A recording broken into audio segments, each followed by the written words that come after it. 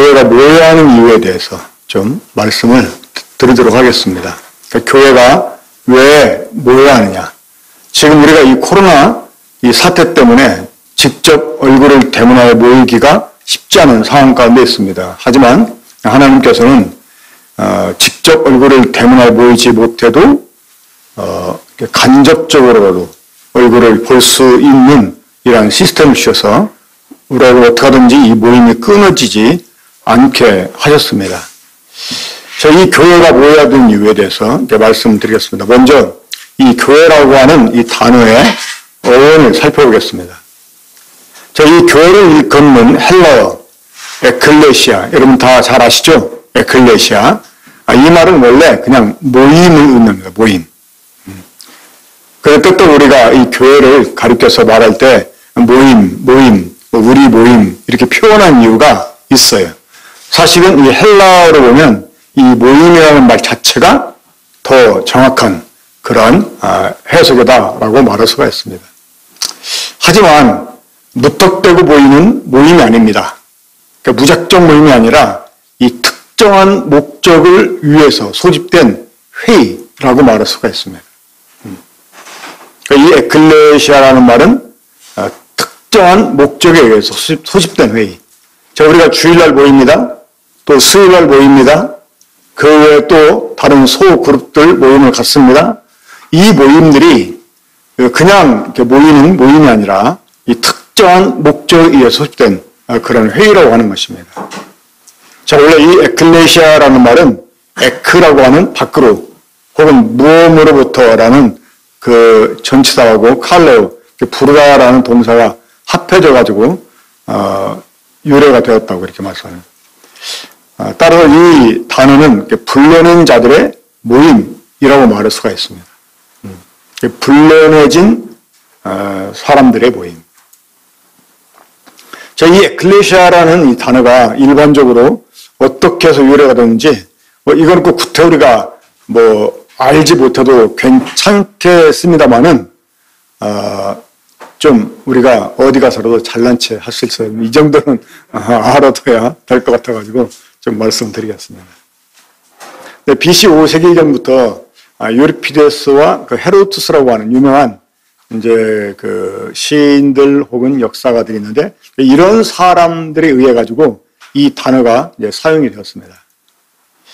그 당시에 이 폴리스라는 말은 그 헬라어로 도시를 가리켜요. 메트로폴리스 이런 말들 들어봤죠? 이 폴리스라는 말이 도시, 시티를 가리킵니다.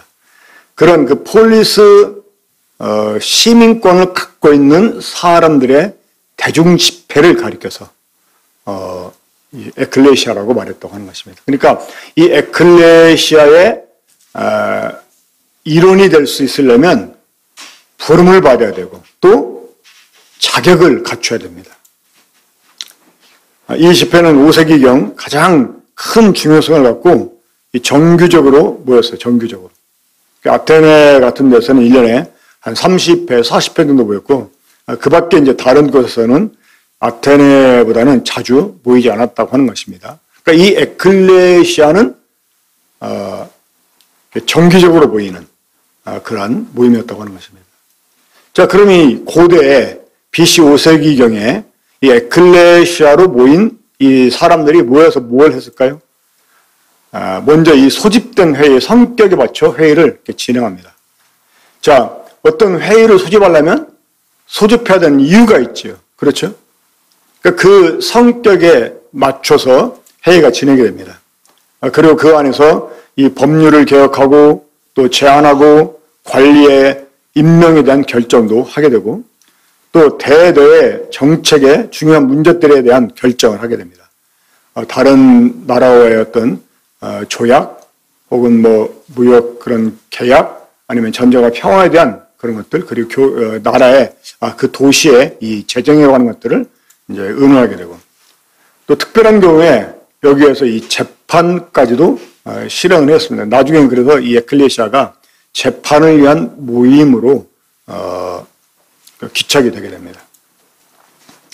이 모여서 어떻게 진행했을까요? 먼저 이제 이 헬라나 로마 때 보면 이 도시마다 신들이 있잖아요. 그 신들 아마 숫자가 사람 수보다 더 많았을 것입니다.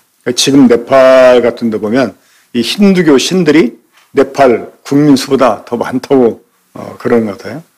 먼저 그 도시의 그 신들에게 이제 기도와 제사를 드림으로써 이 교회가 되고, 그리고 나서 이제 회의를 진행하는데, 그 회의는 사람들이 아무리 민주적이라고 해도 그 사람들이 임의로 하는 게 아니라 이미 그 제정해 놓은 법률에 따라서 한다는 것입니다. 이제 지금 제가 이 말씀드리는 이 일반적인 그 에클레시아에 관한 단어 유래가 사실은 이 교회에게도 비슷하게 이 적용되고 있는 것을 보게 됩니다. 이 교회가 성도들의 모임이지만 이 모임은 부르신 자의 어떤 의도 때문에 우리가 모인 거지 않습니까? 그래서 먼저 그분에게 영광을 돌려드리는 이런 예배를 드리고, 그리고 또 그분이 하시는 말씀을 듣게 되죠. 또 이 교회가 어떤 일을 진행한다고 해도 그 성도들이 자기들 의견이 좋은 대로 일을 행하는 게 아니라 이 하나님 말씀의 제안을 받고 그 안에서 일들을 이렇게 진행해 가는 것을 보게 됩니다. 그리고 이제 중요한 것입니다. 모든 시민들은 연설할 권리, 그리고 토의할 문제들을 제안할 권리를 갖고 있었습니다. 물론 나중에는 그 위원회가 이제 임명이 되고, 그래서 그 회의를 주관하는 사람들이 생겨나게 됩니다만은, 그러나 이들이 그 회의 전체를 주관하는 게 아니고 하나의 안내자 역할만 하고, 모든 시민들이 연설할 권리, 그리고 또한 토의할 문제들을 제안할 권리를 갖고 있었다고 하는 것입니다. 이것은 단순히 회의가 출석만을 의미하는 게 아니고 참여하는 모임이라 하는 것. 그러니까 우리들 교회도 출석하는 게 아니잖아요. 그러니까 일반 교회와 우리 교회의 다른 점이 그거 아니겠습니까? 출석하는 교회가 아니라 참여하는 교회. 자, 그러면 그 일반적인 유래를 이제 우리가 떠나서 이 에클레시아라는 말이 이제 교회라는 말로 주로 요즘 많이 사용이 되는데, 자, 그러면 이 교회가 무언가? 그러니까 이 에클레시아라는 말의 일반적인 유래와 우리가 연관을 지어가지고, 그럼 교회가 뭔가를 좀 생각해 볼 때, 이렇게 우리는 정의를 내릴 수가 있습니다. 그러니까 예수 그리스도의 복음을 통해 하나님의 부르심을 입은 사람들의 모임. 이게 교회의 기본 개념입니다. 그러니까 에클레시아라는 말과 연관을 지어서 우리가 교회에 관한 기본 개념을 말한다면 이렇게 표현할 수 있다고 하는 것입니다. 예수 그리스도의 복음을 통해 하나님의 부르심을 입은 사람들의 모임. 네. 아까 예배 시간에 어떤 형제가 데살로니가후서 2장에 있는 말씀을 읽었습니다. 거기 보면 우리 복음으로 너희를 부르사라는 말씀이 있어요. 우리가 사람들에게 전도하는 것은 그게 하나님이 지금 나를 통해서 그 사람을 부르시는 행위가 됩니다. 자, 성경 몇 구절 보겠습니다. 로마서 1장 6절 보면 예수 그리스도의 것으로 부르심을 받은 자라는 표현이 나옵니다. 그러니까 로마에서 예수 그리스도의 것으로 부르심을 받은 자. 바로 교회는 그 예수 그리스도의 것으로 부르심을 받은 자들의 모임이라고 하는 거예요. 그래서 이제 그리스도의 몸이라고 또 표현을 하게 되고. 자, 고린도전서 1장 2절에 보면 하나님의 교회, 곧 그리스도 예수 안에서 거룩하여지고 성도라 부르심을 받은 자들, 이렇게 말씀합니다. 그러니까 이 하나님의 교회가 어떠한 곳이냐? 바로 예수 그리스도 안에서 거룩하여지고 성도라 부르심을 받은 자들의 모임이라고 하는 것입니다. 네, 아까도 말씀드렸지만 이 데살로니가후서 2장 14절을 보면 복음으로 너희를 부르사 우리 주 예수 그리스도 영광을 얻게 하려 하십니다. 그러니까 하나님이 이 복음으로 불러낸 사람들의 모임, 이게 바로 교회라고 하는 것입니다. 그러니까 이 교회는 모임이에요. 자, 그럼 이제 우리가 여기에서 교회가 모여야 되는 이유를 이제 알 수 있게 됩니다. 자, 공개하기 전에 여러분, 교회가 모여야 되는 이유가 무엇이라고 생각하세요? 그것은 하나님이 소집하신 모임이기 때문에 그렇다고 하는 것입니다. 모임이 안 나와? 이 말은 하나님이 부르는데 안 나와? 이 말과 같은 말이에요. 또 지금 하나님이 오라는데 안 와? 여러분, 교회에 출석하지 않는 거, 교회에 결석하는 거, 이게 단순히 주일날 예배 한번 빠지는 것이 아닙니다.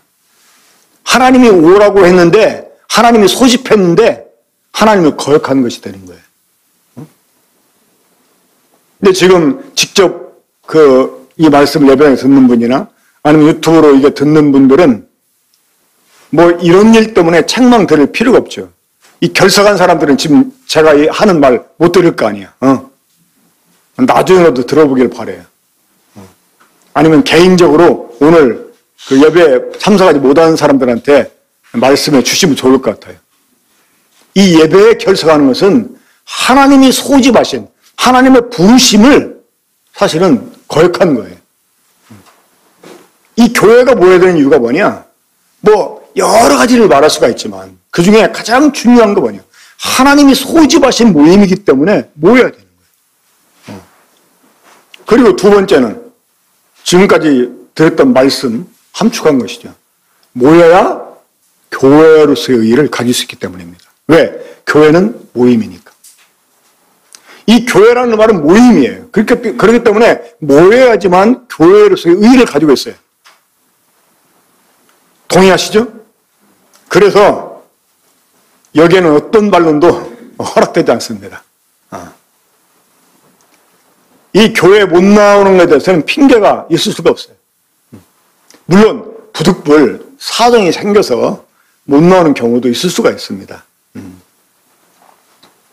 하지만 요즘은 이 코로나 때문에 우리가 유튜브나 줌으로 그나마 또 참여할 수 있으니까 혹 어떤 볼일을 보러 가도 때로는 이제 지방에 있는 딸네 집 가서라도 줌으로 참여하는 경우도 있었잖아요. 그러니까 이제 소위 그 전천으로 우리가 예배에 참여할 수 있게 됐습니다. 이 문명의 기기를 통해서. 아무튼 간에 하나님이 소집을 했는데 안 나온다? 모여야 교회인데 안 나온다? 이것은 사실 하나님께 이렇게 반역하는 심각한 행위의 시작이다라고 말할 수가 있습니다. 자, 이 로마 시대 때는 마을 회의가 있었어요. 한때 우리나라에도 반상회라는 게 있었지 않습니까? 이 에클레시아라는 말은 이 로마에서 있었던 마을 회의를 가리키는 말이었어요. 자, 그러면 이 마을 회의를 통해서 어떤 일을 하게 됩니까? 중앙 정부에서 보내온 이 여러 가지 지시 사항들을 거기에서 이제 공지합니다. 그리고 이 마을에서 일어난 일들에 관한 이 대수사를 또 함께 의논합니다. 또 필요한 것들을 건의해서 함께 의논합니다. 이런 그 마을 회의를 에클레시아라고 했어요. 이것을 우리나라가 흉내를 냈습니다. 바로 이제 반상회라고 해가지고. 그래가지고 이제 한때 이렇게 모였잖아요. 저도 뉴질랜드에서 와서 이제 대전에 잠깐 있게 됐을 때 그 중간에 빌라에 살았었는데 거기에는 한 달에 한 번씩 회의를 하더라고요. 근데 저는 거의 시간이 안 맞아가지고 참석을 못해요. 그러면 저에게 주어지는 게 있습니다. 뭔지 아십니까? 모이지 않으면 벌금이 있어요. 다음 달 관리비 청구할 때 벌금 10,000원 딱 해가지고 이건 당연히 제가 주민으로서 해야 될 의무를 다 하지 못했기 때문에 저에게 주어지는 페널티죠. 이 교회도 그래봤으면 좋겠어. 하나님이 소집을 했는데 안 나왔다? 모여야 교회인데 안 나왔다? 그럼 벌금 딱 얼마 해가지고. 그러면 아마 출석률도 높아지지 않을까 생각합니다. 자, 중요한 것은 모이지 않으면 권리를 행사할 수가 없어요. 이 지방의 어떤 교회 한때 이 장로를 세우는 문제 때문에 어려움을 겪거든 때가 있었어요. 막 자매님들이 자기 남편을 장로로 세우려고 이 자매들끼리 막 암투를 하고, 그리고 막 모여서 해야 하면 막 그냥 자기 의견 내선하고 막 큰 소리 쳐서 막 이게 또 서로 막 부딪히고, 이제 그러면서 모임은 등한히 하는 거예요.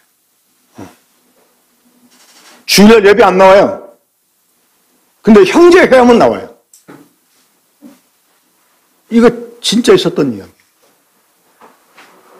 그러면서 자기 의견을 내세우고, 이 사실 모임에 성실하게 참여하지 못하는 사람은 이 권리를 행사할 수가 없습니다. 권리를 행사하라고 모이는 건데, 소집한 건데, 이 회의에 참여하지 못하는 사람들은 권리를 행사할 수 없다고 하는 것입니다. 자, 그러면 여러분, 이 그리스도의 몸인 교회가 모여서 무엇을 해야 할까요? 자, 오늘 말씀은 새로운 내용을 이야기하는 그런 말씀이 아닙니다. 이미 우리가 다 잘 알고 있는 말씀이에요. 너무나 기본적으로 잘 알고 있는 말씀입니다. 하지만 제가 이것을 다시 말씀드리는 것은 이거를 우리 가운데 새롭게 정립을 해서 우리가 이렇게 뭐 다른 것을 하다 보면 이런 기본을 잃어버릴 수가 있거든요. 이 기본을 또 소홀히 할 수 있게 됩니다. 그래서 이러한 부분을 새로 정립을 해서 우리 군포교회가 교회로서의 정체성을 다시 새롭게 하는 이런 시간을 가져보자 하는 의미에서 이 말씀을 드립니다. 그렇기 때문에 새로운 말씀이 아니어도 저거 다른 말씀인데 하고 여러분 실망하지 마시고 왜 이런 때 하나님이 이런 말씀하실까 생각하면서 이런 부분에 뭔가 내가 흐트러졌기 때문에 나를 바로잡아 주시려고 주님이 이런 말씀 주시는구나라고 받으면 참 좋을 것 같습니다. 자, 사도행전 2장 42절 잘 아는 말씀이죠? 그렇죠? 거기에 보면 네 가지가 나옵니다. 자, 먼저 시작. 사도의 가르침을 받고 또 서로 교제하며 또 떡을 떼며 또 기도인데 앞에 붙은 말이 있어요. 옛날 번역은 전혀였어요.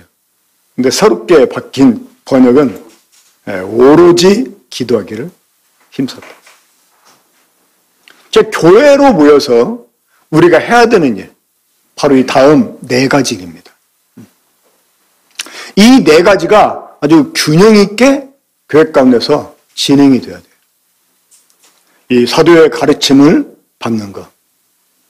자, 우리가 사도의 가르침을 받아야 되는 이유가 무엇 때문일까요? 바로 이 사도와 선지자는 교회의 터가 되기 때문에 그렇습니다. 이 사도들은 교회의 기초가 되는 사람들이에요. 그러니까 예수 그리스도라고 하는 터 위에 이제 교회라고 하는 집을 세우는데 그 기초가 되는 사람들이 사도입니다. 그러니까 이 사도의 가르침은 교회의 기초를 튼튼히 하는 일에 절대적으로 필요한 것입니다. 그렇기 때문에 이 사도의 가르침을 받는 일을 우리가 해야 됩니다. 그리고 이제 서로 교제하고, 이 교제는 바로 사도의 가르침 안에서의 교제입니다. 우리가 이 기록된 말씀 밖으로 나가서는 안 되죠. 그러니까 이 사도의 가르침을 받은 것 안에서, 이 사도의 가르침 아래서 서로 교제하는 것입니다. 이 교제에 대해서는 좀 더 이따 말씀드리겠습니다. 그리고 이제 떡을 떼면, 이 떡을 뗀다는 말은 바로 예배를 가리키는 말이죠.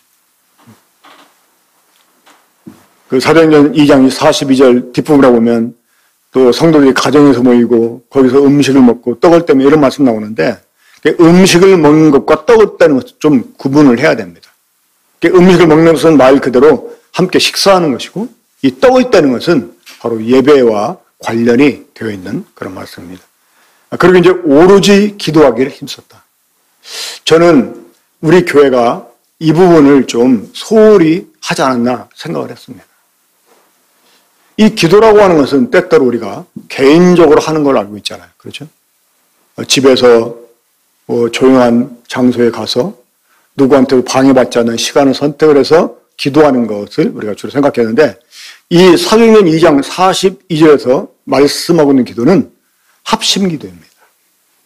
그러니까 교회가 모였을 때 서로 마음을 합해서 기도하는 기도를 가리킵니다.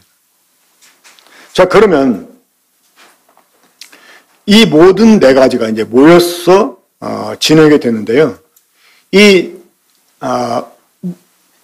그 예배를 드리는 거, 물론 이제 그 떡을 떼는 것은 이제 우리가 함께 참여를 하게 해서 모여 되기도 하겠습니다만은, 뭐 집에서 혼자 떡을 뗄 수도 있습니다. 그렇죠? 요즘 보면 집에서 떡을 떼잖아요. 저도 병원에 입원했을 때 그 빵하고 이렇게 포도 주스 사놓고 교회 그 예배 유튜브 보면서 이제 함께 참여하고 그랬었는데, 그런 거라든가, 아니면 요즘 이제 이 사도의 가르침이 성경에 기록되어 있기 때문에 혼자 가르침을 받을 수도 있어요. 그렇죠? 하지만 이 모여서만 할 수 있는, 그러니까 모이지 않으면 할 수 없는 일이 있어요. 그게 이제 두 가지가 있는데, 첫째는 이 교제입니다. 이 교제라고 하는 말은 서로 나눈다 하는 그런 말이잖아요. 그렇기 때문에 이 서로 나누기 위해서는 모이지 않으면 할 수가 없습니다. 우리가 직접 대면을 통해서 혹은 이 간접 대면을 통해서 일단 우리가 어떤 방식의 대면일지라도 모이지 않으면 교제는 이루어질 수가 없습니다. 자, 우리 교회가 모임이라고 할 때 우리가 모여서 하게 되는 일 몇 가지가 있지만 그 중에 가장 두드러진 일 하나가 있다. 그게 뭐냐? 교제입니다. 교제. 사실 하나님께서 이 지상에 각각의 지역교회들을 허락하시고 성도들이 거기에 모이게 한 이유가 있습니다. 그러니까 이 성도들 모였기 때문에 예배를 드리고 기도하고 또 말씀 듣고, 그렇지만 이 모든 것들을 한데 아울러 가면서 더 풍요롭게 하는 게 있다면 그건 교제입니다. 그래서 이 교제는 이 교회의 기능 가운데서 어쩌면 가장 중요한 일이라고 생각이 듭니다. 아이, 사람 보고 교회 나오나 하나님 보고 나오잖아. 아이, 좀 참아봐. 이러면서. 그러면서 막 이제 어떤 성도가 마음에 안 들어가지고 교회를 옮기려고. 아유, 꼭 여기서만 예배를 드려야 되나요? 딴 데가 예배 드릴 수 있죠. 맞는 말이에요. 하지만 이 모임을 떠난다고 하는 것은 이 교제권을 떠나는 것입니다. 그럼 또 다른 데로 가면 다른 데 새로운 교제권을 우리가 가질 수 있지 않나 이렇게 또 말할 수가 있는데요. 그 같은 넝쿨에 걸린다는 말이 있잖아요. 어떤 교회에서 문제가 생겨서 교회를 옮기면 그 옮겨간 교회에서 똑같은 문제에 또 봉착되게 됩니다. 하나님께서 나를 다루시려고 허락하신 일인데 내가 피하면 거기에서 또 나 때문에 다른 사람이 힘들어질 수 있어요. 자, 우리가 다른 데 가도 되고 혼자서 해도 되고 그렇지만 우리가 이 교회 문제 때문에 고민한 이유가 무엇 때문이에요? 바로 교제 때문입니다. 어떤 교회가 좋다, 나쁘다, 우리 뭘로 평가하죠? 맨 처음에는 이 설교자의 메시지가 영향을 끼칠 수는 있습니다. 하지만 그거는 잠깐입니다. 중요한 거는 이 성도들과의 교제. 이게 어쩌면 가장 교회 가운데 중요해요. 아, 이 교회 왔는데 사랑이 없어. 나는 그래도 사람들 몇 번 이렇게 식사 대접됐는데 나를 한 번도 불러가는 사람이 없다. 정말 이건 심각할 수 있어요. 그러니까 이 교제가 원활하지 않으면 사람들이 교회에 올 때 행복함을 느낄 수가 없습니다. 사실 이 교제를 통해서요, 모든 게 다 이루어져요. 이 사도의 가르침도 교제를 통해서 사실 이루어질 수 있어요. 이 예배가 풍성하다라고 말할 때 여러분 어떤 예배가 풍성합니까? 많은 형제들이 막 참여를 했다고 예배가 풍성해질까요? 정말 한 사람 한 사람이 예배에 딱 참여하는데 어쩌면 그 사람 말 한마디 한마디가 막 마음에 와 닿는지 막 공감이 표현되면서 막 그 형제님의 감사를 듣게 되면 막 나도 막 함께 하나님께 예배를 드리는 것 같은 이러한 그 느낌이 들 때 그게 오히려 풍성하게 예배를 드렸다라고 우리가 말할 수 있습니다. 오히려. 그러니까 이 모든 것들이요 다른 성도들이 하는 거에 따라서 좌지우지될 수 있다고 하는 것입니다. 그러니까 이 교제가 얼마나 중요한지 모릅니다. 사실 이 교회는 교제가 전부다라고 해도 과언이 아닙니다. 이 교제가 좋은 교회, 교제가 풍성한 교회, 이런 교회가 진짜 제대로 된 교회이고 그런 교회에 오히려 사람들이 더 머물고 싶어하고 그런 교회 분위기를 접한 사람들이 계속 그 교회에 와서 정착하게 되는 것입니다. 한때 제가 이제 우리 군포 번영교회에서 가장 좋았던 때가 있습니다. 그러니까 제가 이제 뉴질랜드 가기 전이었어요. 그때 계속 주님이 막 그 사람들 구원받게 하고 이 교회 가운데 더해지게 하고 막 그랬었어요. 그래도 그때 이제 한 100명 정도 이렇게 모이고 그랬었습니다. 근데 그때 이제 어떤 일이 있었냐면 그 자매들이 됐던 이제 뭐 이게 젊은 형제들이 됐던 저한테 보이는 반응이 있었어요. 좀 저한테 가지고 있는 불만. 그리고 종종 그런 것들을 건의하고 막 그랬었어요. 제가 뭐 했을 것 같아요? 에? 제가 너무나 차갑다는 거예요.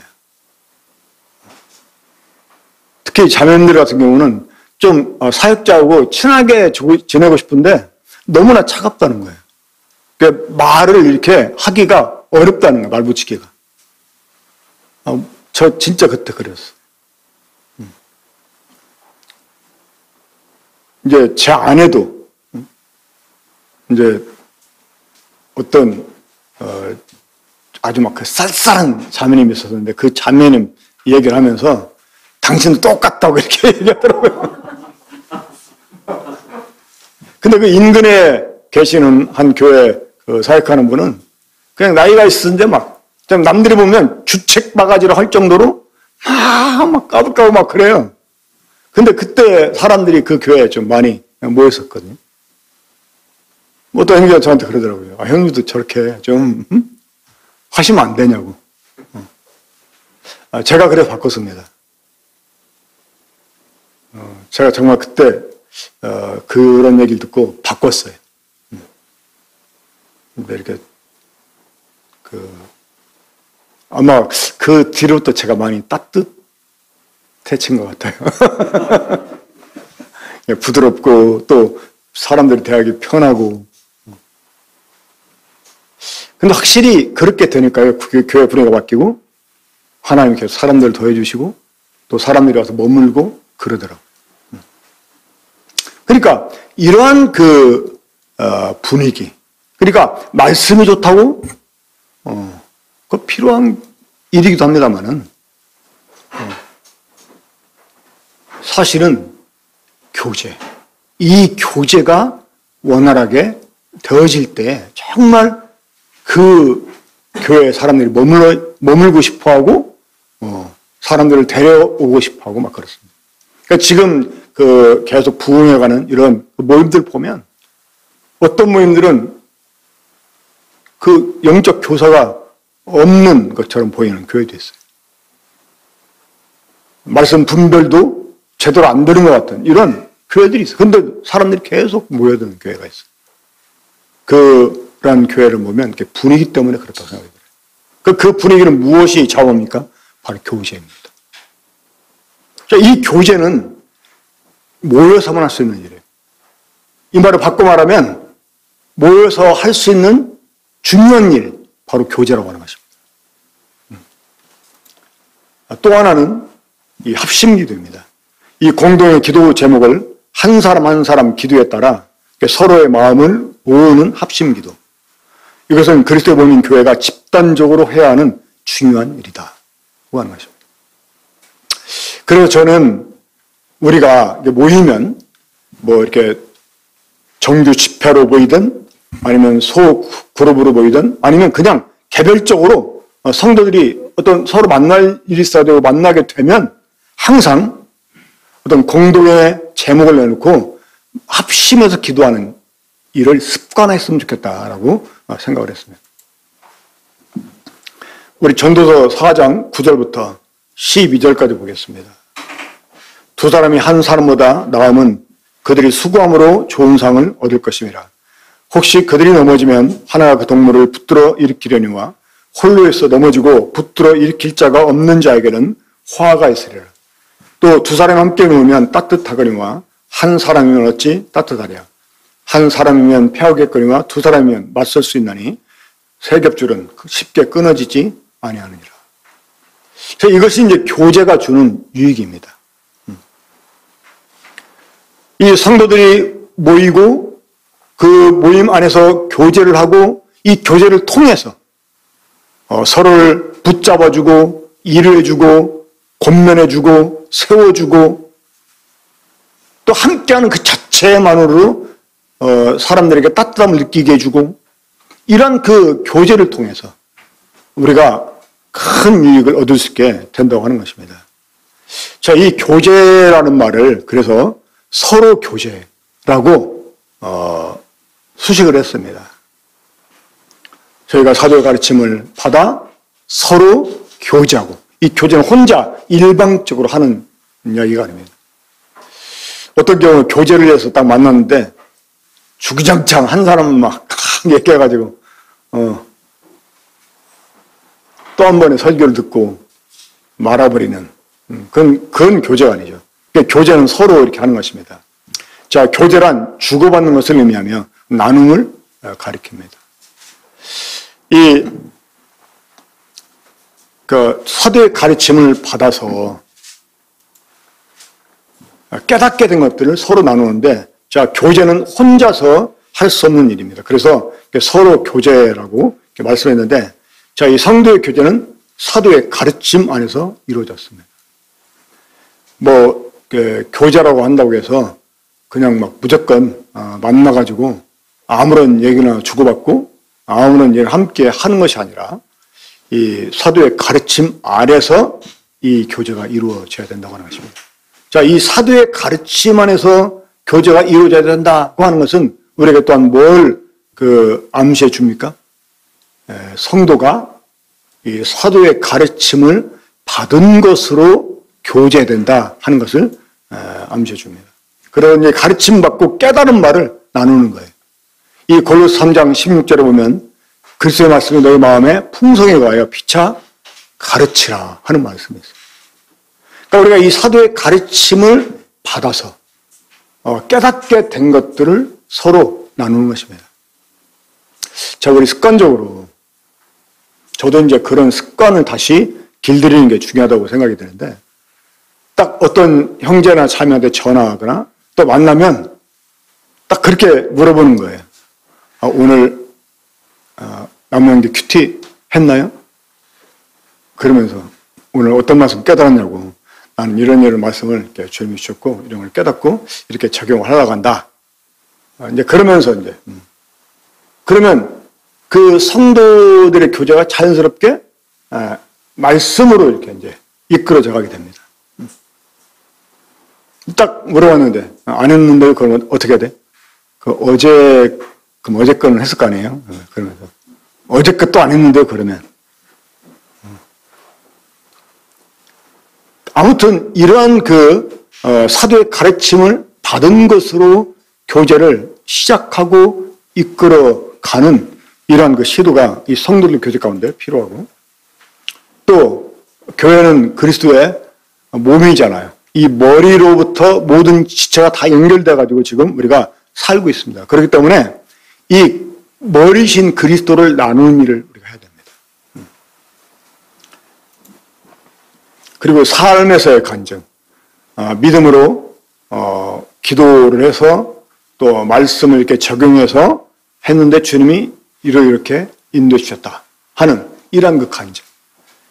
이 성도의 삶 가운데서 성도가 경험한 주님을 나누는 것, 그가 경험한 이 말씀의 능력 혹은 믿음의 능력을 나누는 것은요, 이 다른 성도에게 굉장히 커다란 위로와 격려를 주게 됩니다.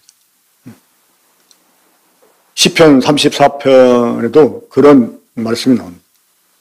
그러니까 성도의 간증을 들으면 막 이 낙심했던 성도가 회복이 돼요. 막 그 다운되었던 이런 성도가 다시 딱 회복되는 이런 것을 우리가 교제를 통해서 경험할 수 있습니다. 자, 그리고 이 삶을 공유합니다. 실제로 이제 물질적인 것을 나누는 걸 포함하게 되는 거죠. 이 성도들의 교제가 원만히 이루어지게 되다 보면, 그리고 이제 빈번하게 이루어지다 보면 다른 성도들의 일상의 그 삶의 모습까지도 이제 다 파악하게 됩니다. 그렇죠? 그러면 그들의 필요가 뭔지도 알게 되고, 그것을 함께 기도하면서 주님이 주시면 또 함께 나누기도 하고, 그러는 거죠. 그 어떤 형제 필요를 위해서 기도해 주겠다고 해서 기도를 했는데 하나님은 그 형제에게 준 게 아니라 나한테 줬어요. 그럼 어떻게 해야 돼? 나눠야 되는 거죠, 그거를. 그게 바로 청지기입니다. 청지기는 관리하는 사람이잖아요.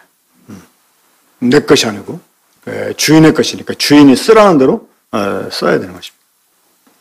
자, 이 합심기도의 일상화. 그 마태복음 18장 19절 보면 예수님께서 이렇게 말씀하셨습니다. 진실로 다시 너에게 이르노니 너희 중에 두 사람이 땅에서 합심하여 무엇이든지 구하면 하늘에 계신 내 아버지께서 그들을 위하여 이루게 하시리라. 왜 혼자 우리가 기도할 수 있는데 주님은 합심 기도를 말씀하셨을까요? 이 성경적 원리는 이렇습니다. 한 사람이면 100을 당하는데 두 사람이면 1000을 당한다. 이렇게 말해요. 한 사람이 100을 당하면 두 사람이면 200 당해야 정상이잖아요. 그렇죠? 근데 그게 아니라는 거예요. 오히려 10배의 효과가 있어요.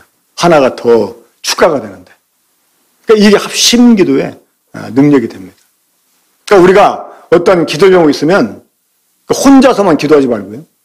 다른 형제 자매에게 부탁을 해서 함께 기도하는 거예요. 그럼 합심 기도는 어떤 합심 기도입니까? 너 따로 나 따로 함께 모여서 기도를 하는데 너 따로 나 따로 하는 게 아니고 그 상대방이 기도하는 기도에 내 마음을 실는 거예요. 또 내 기도에 상대방의 마음을 실는 거야. 그게 합심 기도입니다. 그러다 보면 어때요?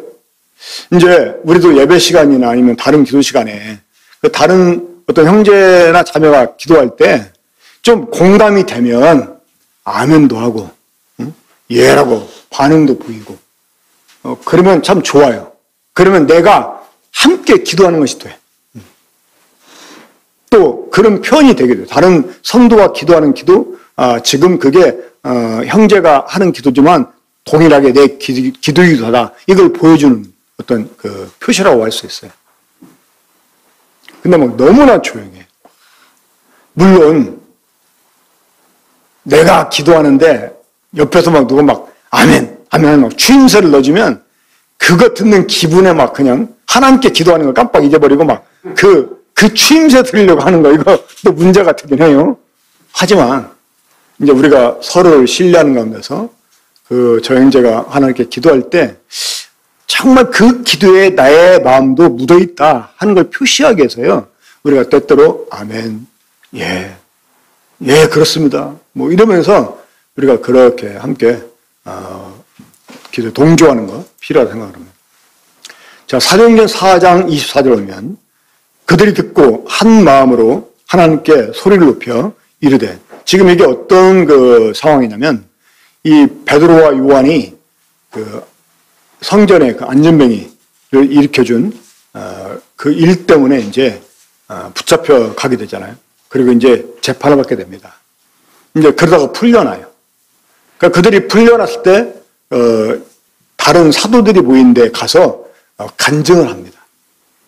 그 얘기를 들은 사도들이 함께 기도하는 그 기도입니다.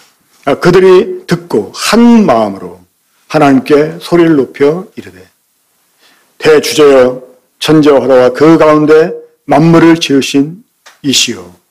31절 보면 빌기를 다음에 모인 곳이 진동하더니 무리가 다 성령이 충만하여 담대히 하나님의 말씀을 전하니. 그러니까 어떤 성도의 소식을 들었을 때 그걸 가지고 온 성도가 함께 기도하는 것입니다. 한 마음으로. 물론 이 한 마음으로 기도한 것이 뭐 통성으로 서로 했는지 아니면 한두 사람이 이렇게 하는 걸 거기에 마음을 합했는지 모르겠습니다만, 그러나 이제 통성 기도는 좀 정신이 사납고, 어떤 사람은 그러더라고요. 성령 인도하시면 여러 사람이 동시에 기도해도 한 목소리 나올 것이다. 그런 사실 좀 말이 안 되는 거고요. 그 일심으로 서서, 그러니까 우리가 동일한 기도 제목을 가지고 같은 마음으로 기도하는 거예요. 거기에 누가 대표성을 띄고 기도할 때 마음을 합하는 거예요. 그것이 합심 기도일 수 있습니다. 제가 어릴 때 다녔던 교회 표가 갑자기 이 말씀 준다는데 생각나더라고요. 한번 읽어볼까요, 같이? 자, 시작. 모이면 기도하고 흩어지면 전도하자. 참 속된 말로 끝내주는 표현입니다. 그렇죠? 모이면 기도하고 흩어지면 전도하자.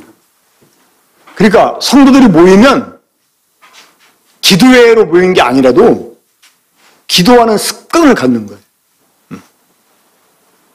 우리 먼저 기도할까? 하고 기도하고.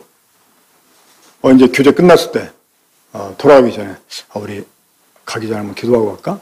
하고 이렇게 기도하는 습관. 이 기도하는 습관을 우리가 좀 가져야 되겠습니다. 자,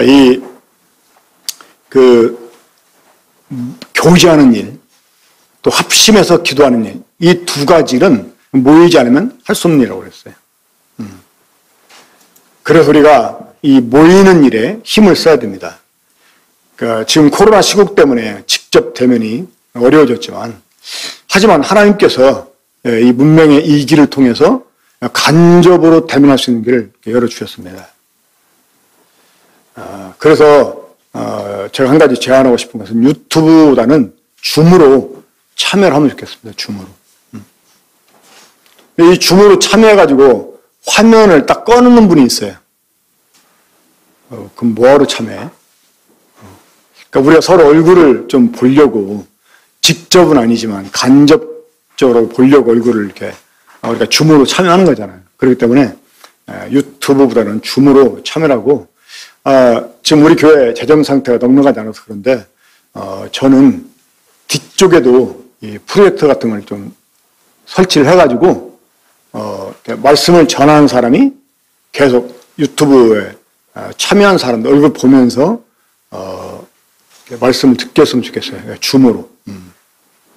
뭐 형편이 더 좋다면 개별 모니터를 다 책상에 올려놓고 줌으로 참여한 한 사람 다 이렇게 나오게 해도 더 좋을 것 같다고 생각합니다만은 이건 지금 우리들한테는 현실적으로 어려운 문제고, 아무튼 유튜브보다는 줌으로 참여를 해서 간접적이지만 얼굴을 대문에 보겠으면 좋겠습니다. 자, 이 줌으로 집에서 참여할 때 분위기가 이렇게 다르기 때문에 예배당에 나와가지고 참여한 것 같은 느낌이 잘 안 들 수가 있습니다. 그러니까 집중력이 좀 안 생길 수가 있어요. 저도 병원에서 하루 해보고 또 수요일날 같은 때 유튜브를 이렇게 집에서 몇 번 들어보고 그랬었는데 확실히 이 집중력이 떨어지고요. 느낌이 별로 이렇게 없어요. 그래서 우리가 최대한 막 자기 어떤 체면을 걸어서라도 내가 지금 예배당에 나와 있다 이런 생각. 내가 지금 여러분 보세요. 여러분 이 예배당에 오면 거의 매주일 앉는 자리에 앉아. 그렇죠? 지정석이 아닌데도 항상 거의 비슷하게 자기가 앉는 자리가 있습니다. 그러니까 지금 내가 그렇게 앉아있다. 내 주변에 누가 있다. 이렇게 생각을 하면서 줌으로 혹은 유튜브로 참여하면 좋을 것 같습니다.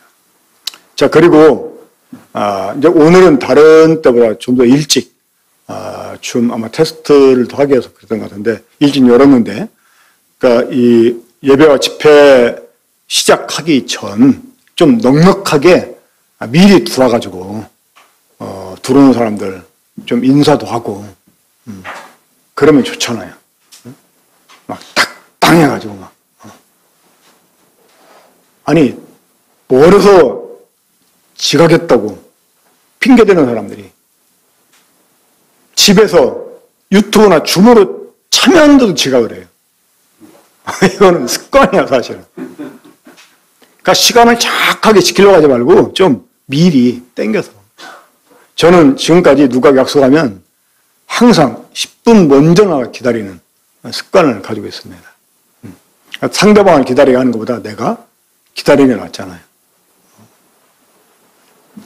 그래서 이 예배와 집회 시간 훨씬 전에 와서 미리 참여하고 그리고 뒤늦게 참여하는 사람들 함께 인사를 나누면 좋겠습니다. 그리고 늘 이 폐회는 우리가 기도로 마무리하는 습관, 소그룹 모임에서도 그런 것들을 이렇게 습관화하는 우리가 되었으면 좋겠습니다. 우리 한번 함께 기도하고 마치겠습니다.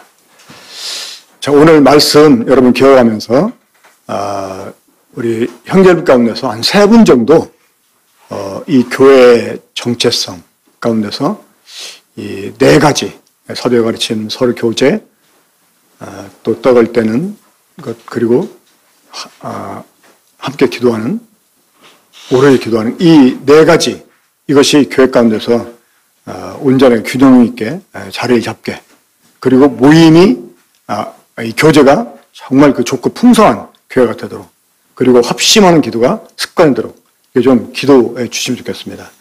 우리 함께 합심하는 기도 하겠습니다. 한 3분 형제님 기다리지 않게 기도에 참여해 주셨으면 좋겠습니다.